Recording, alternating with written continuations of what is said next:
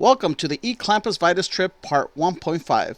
On the previous video, I said that this part of the video was trash because of wind. But I got a few requests to check and see if anything was salvageable.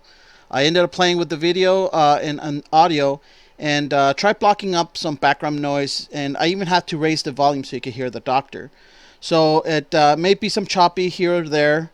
After my intro, you may have to lower down your volume because I did had to jack up the volume pretty high. But here you go and enjoy. This is the Darwin Cemetery, and there's a lot of interesting history here. And we have the honor of having Dr. Ben Jones here, who, if I get all the facts straight, or you can add to it, but he's been the medical examiner, coroner doctor here in Owens Valley, Death Valley, Inyo County for a long time. And he's got a lot of interesting insight on the people that lived in various communities in this county, including Darwin, which is, everybody knows, it has kind of a eccentric history with eccentric people living there. So, all right, well, boy, they're fast. Yeah. So anyway, that's introduction, and Ben, Dr. Ben. Okay, the only thing I would like to ask, guys, if you're going to have a little conversation between yourselves while the doctor is talking, take it away so all you guys can hear. If you want to talk to the doctor afterwards, questions, talk real close, very loud. He has hearing aids. His right ear.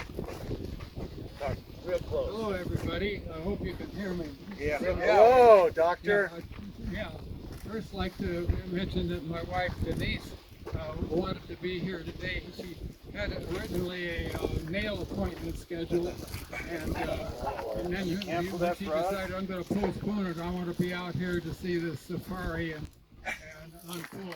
So she's also known as the First Lady of Badwater, and also known as the Blister Queen when it comes to helping people's feet and getting them through races, particularly the Badwater Ultra Marathon.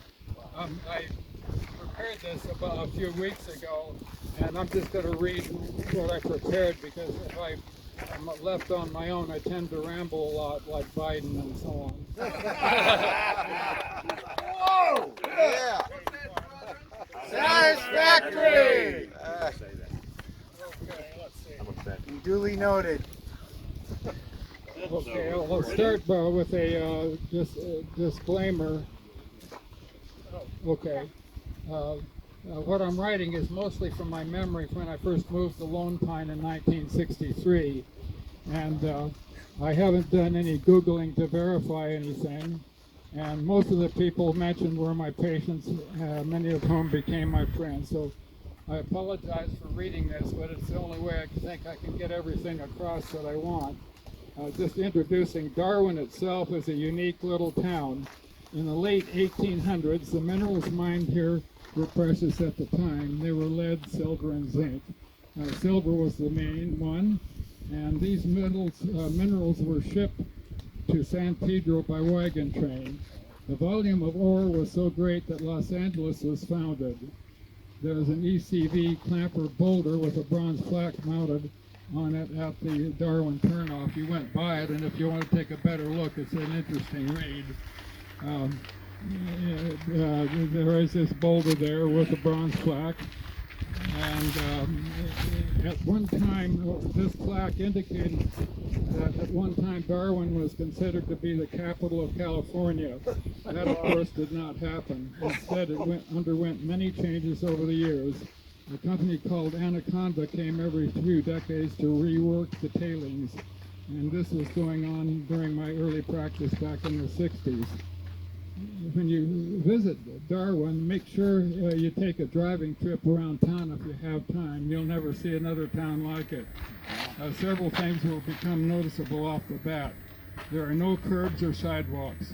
I can't remember seeing any lawns. Most yards are bare dirt with boulders and cactus scattered around.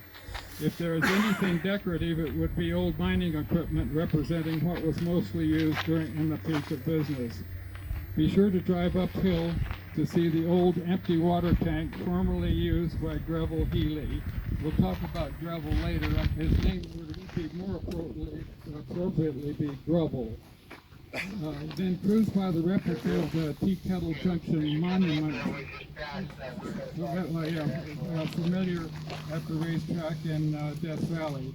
Study the existing dilapidated buildings with signs such as "Do Not Enter," "Private," and so forth. At the Main and Market Street intersection is the residual gas station on the southeast corner. Across from it is the dance hall. This building served as a storage center for housing cases of beer used during the annual Darwin Days Parade, which went on for about 3 days straight. Here, here.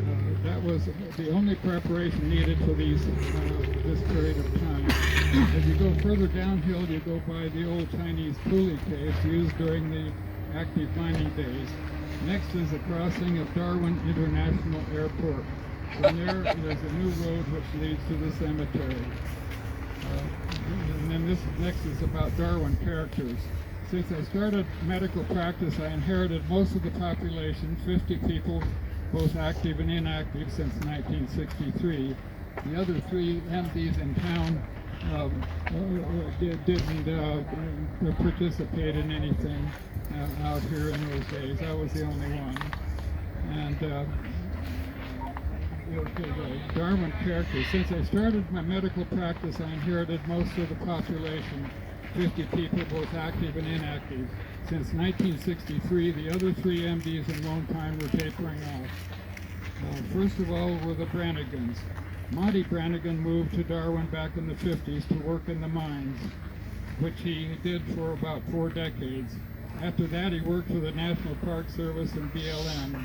He never really retired. His first wife was essentially murdered, but the assailant disappeared and was never found.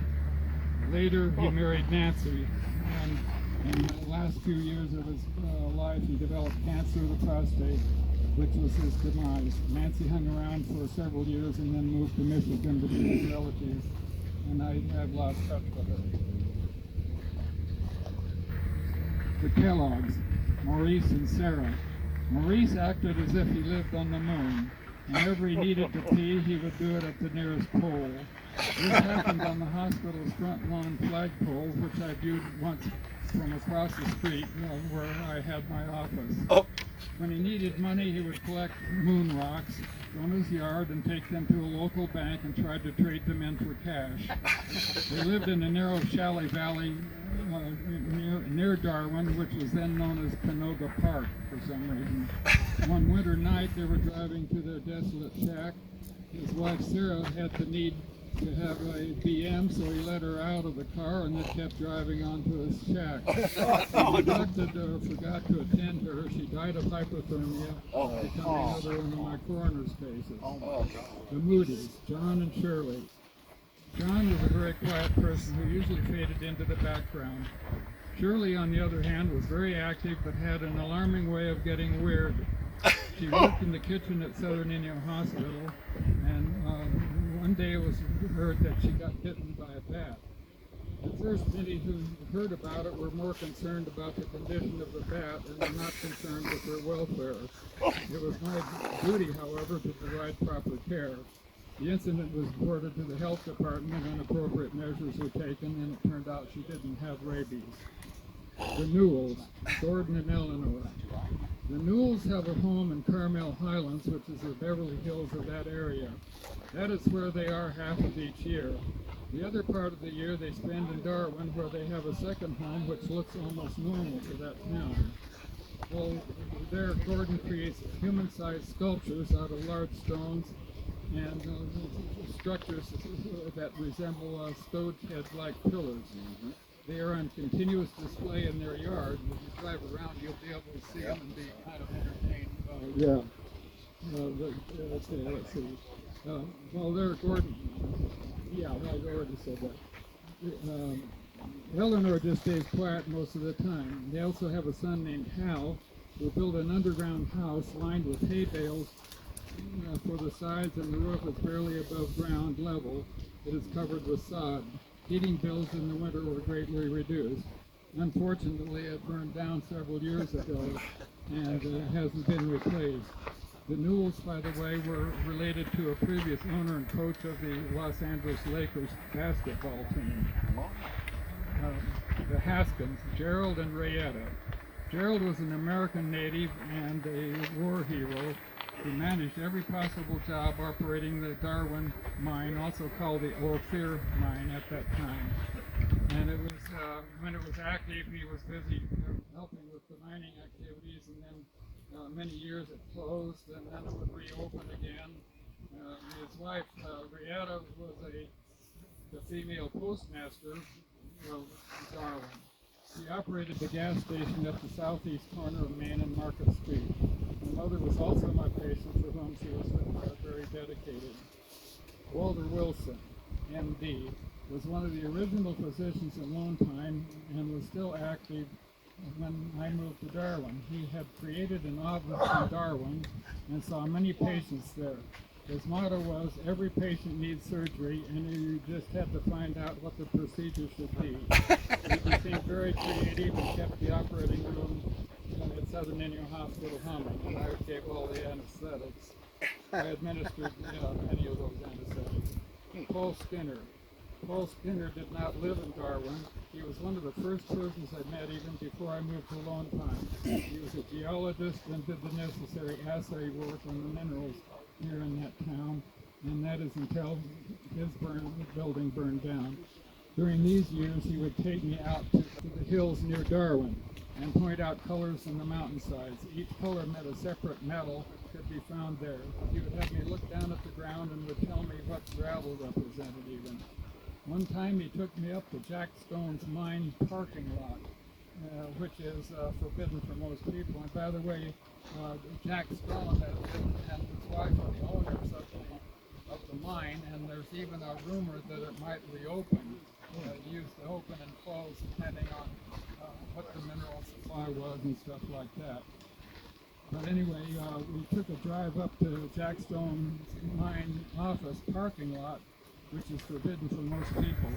A lady came out charging out to get us kicked off the area, but faltered abruptly when she found out who he was. Unfortunately, he had a stroke a few years ago and died within a month. Now getting to the Darwin Cemetery saga. Introduction. I was recently honored by my ECP friend Scott Wall yay, to have me lead a tour of Darwin, mainly to include the cemetery, which is where we are now. In particularly, give a narration on the demise of Rebel Healy, right there. And there's a remarkable scenario leading up to the astounding funeral service. For starters, I have had medical dealings with the lives and deaths of the Darwin occupants since starting my medical practice in Lone Pine in 1963. Irv Deerdorf was one of the 50 landowners in those days. The average population residing here was about 25 residents back then. He produced a publication describing some interesting features of Darwin. One is of the Darwin International Airport, which we crossed, which had to be closed across to get to the cemetery. Another was the mysterious sliding rocks of the racetrack in Death Valley being mimicked in Darwin. It was merely a slab of granite being dragged across the dirt in Darwin. He even created a writing contest with a sizable reward about describing a two-seated outhouse. It had to be limited to no more than 200 words, but needed to be very close to that number. One excited writer thought he had won at first, but it turned out that he exceeded the limit by one word. If only he had hyphenated two-holer. For many years, there was an annual Darwin Days parade held in the spring. It was organized by a band of renegades formerly living in Saline Valley. For many years, I would drive my 1929 Model A Ford out for the parade. I would pick up the Darwin mayor, Frances Black, and her cohort, Annie Gandera. Annie had a market in Keeler, California. She and the community thrived on the sales of her beer and tamales. They would ride in the rumble seat during the parade. The parade consisted of things such as miners doing rock blasting, an army of vigilantes doing fake shootouts, marching bands from local schools, and cheerleaders romping about. There were other miscellaneous acts as well. It turned out there was no audience, however, because all of the townspeople were in the parade itself.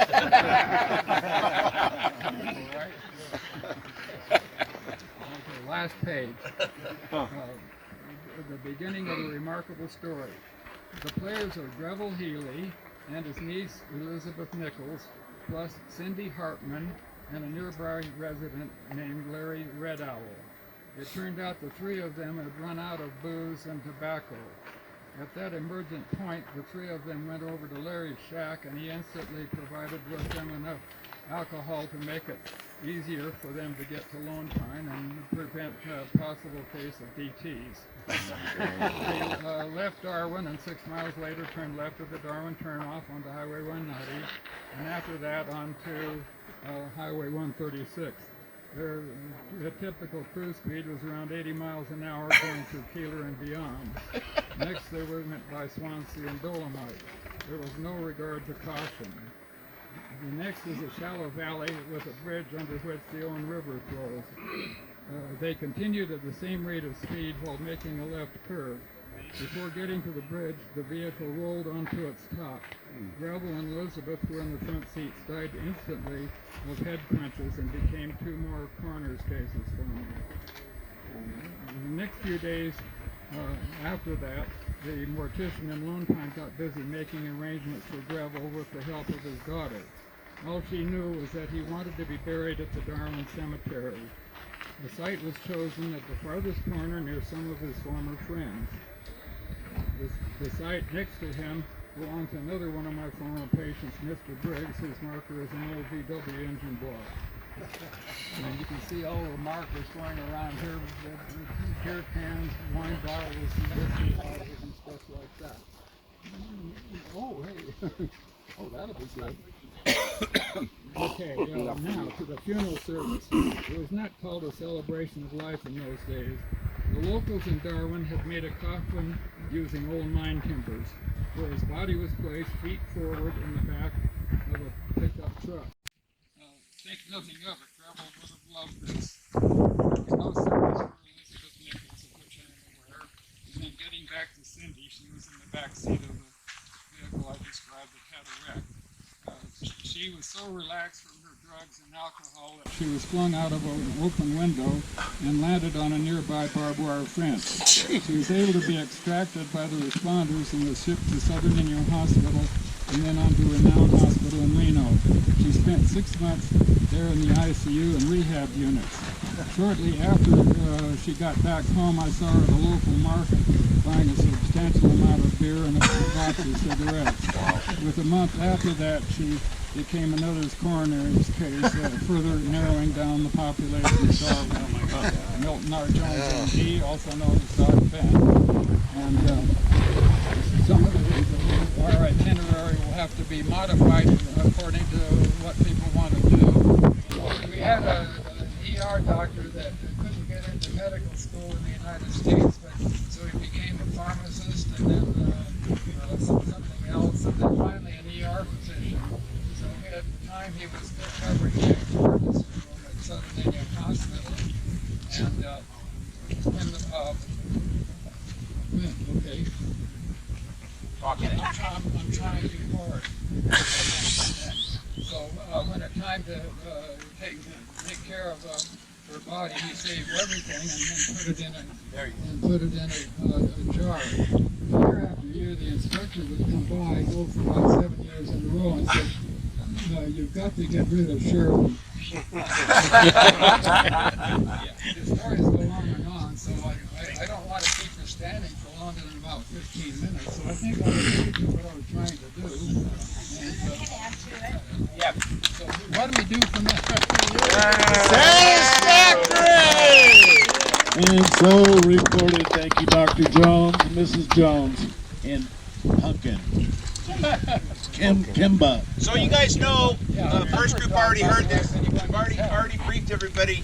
The hardest race in the planet Earth is the Badwater Oaks Marathon. It's 135 miles nonstop, 230-degree weather starting at Badwater. Not only is he the mayor of Badwater, he has a Badwater buckle. Denise and Ben have both ran that race and successfully buckled. Mark it was 146 miles. You tagged the top of Mount Whitney, but now they have trouble getting permits. Every year there's 7,500 applications. They whittle it down to 100. You have to write a 2-page foot race, 135 miles. And so we're out here in 2004. They got it inducted into the Hall of Fame, and I'm looking. 2004. Yeah. And there's Tom Crawford and Rich Benyo. Wait a second, Watermelon. What are you guys doing here? Come to find out, Benyo and Crawford, hard drinking clampers, were like the veterans that started this shit. And Crawford would drink Budweiser in the can. That was his nutrition, and run 146 miles. And then the first year he got this idea, I'm going to run back, because he left his car at Bedwater, turned around and ran back this way. I mean, what planet are these people from? And Ben's real sully, won't tell you this, but as a chief medical examiner, he gets $600 per autopsy. During one of the marathons, they pulled him out of the race. He did the autopsy, got back in the race, and still completed within his time thing. The bodies that are putrefied, guys that have been out here 6-8 weeks, they find their body. To do the autopsy, he uses his lopping shears. Same ones? And they don't have a facility, so what does he use? He uses the driveway of the mortuary right in town, so the kids can ride up. And Next to the school. right next to the school. Yeah. And most of the remains you can't measure because they're putrefied, as he said. It's just like liquid. They turn to jelly, gelatin. Yeah, gelatin in the abdominal and chest cavity, just full of gelatin. There's some interesting autopsies that come out of Death Valley each year. You know, the hottest, we're near the hottest place there's ever been on Earth, by the way, just 80 miles from Lone Pine. And I've done a lot of heat stroke cases that have come about. They're an average of about 4 each summer. And the last time I tried to have successful in getting from Badwater to Whitney, the first 3 years I tried it, and that was in 1991, 92, and 93. And my wife has also completed the course 3 times, but I'm the only one that's ever taken time out to do an autopsy during a race. I finished it before. Hilarious. I saw the coroner going out. I knew he probably found the body and been marinating for about 2.5 weeks or something out there. Marinating. Yeah, well, don't get me going too long. Ben, I got a request. Well, if you made it this far on the video, I hope you enjoy the history from Dr. Ben Jones. Thanks for watching, and we'll see you on the next video. Yeah, Mike. I'll just give you